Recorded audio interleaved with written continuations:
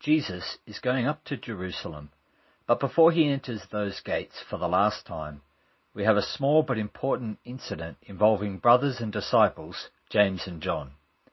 The incident gives Jesus an opportunity to lay down the pattern for godly leadership. And what he teaches is that godly leadership, like marriage, is patterned after his death on the cross.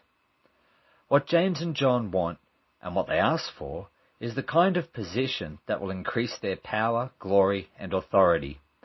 Mark chapter 10, verse 35.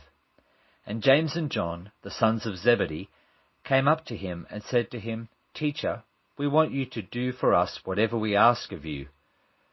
Grant us to sit, one at your right hand and one at your left, in your glory." Aspiration for leadership is a good thing, provided we understand what we are asking for. Biblical leadership involves a godly desire to increase servitude and a willingness to accept the consequences of increased accountability, both of which are motivated by love. Verse 43. "Whoever would be great among you," Jesus said, "must be your servant, and whoever would be first among you must be slave of all. For even the Son of Man came not to be served, but to serve, and to give his life as a ransom for many." The kings of the earth want power. How might they get at it?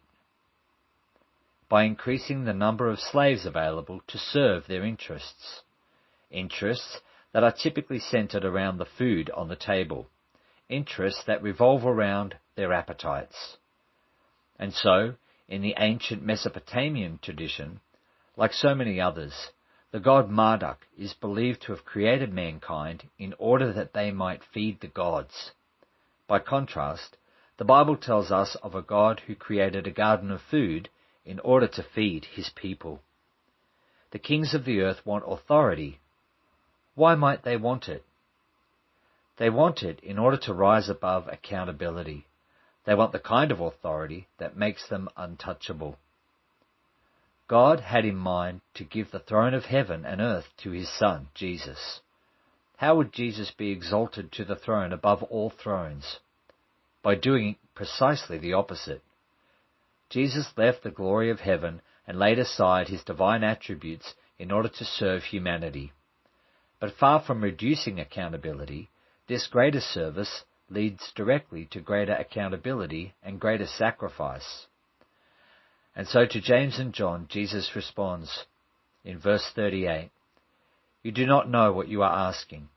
Are you able to drink the cup that I drink, or be baptized with the baptism with which I am baptized?" Jesus came to drink from the cup that the Father had given him, and so we understand that cups are handed out. They are not to be grasped. Jesus became a servant whose sacrifice would not be motivated by power or by authority. It was motivated by love. In this way, Jesus' death and resurrection set the pattern for all other forms of godly leadership that exist between people. You and I will also drink the cup that has been prepared for us, and it is Christ's cup.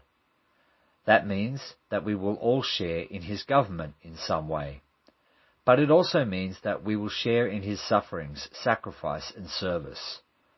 It will look similar to his service, and will also evoke the same mix of reactions that people had to his service.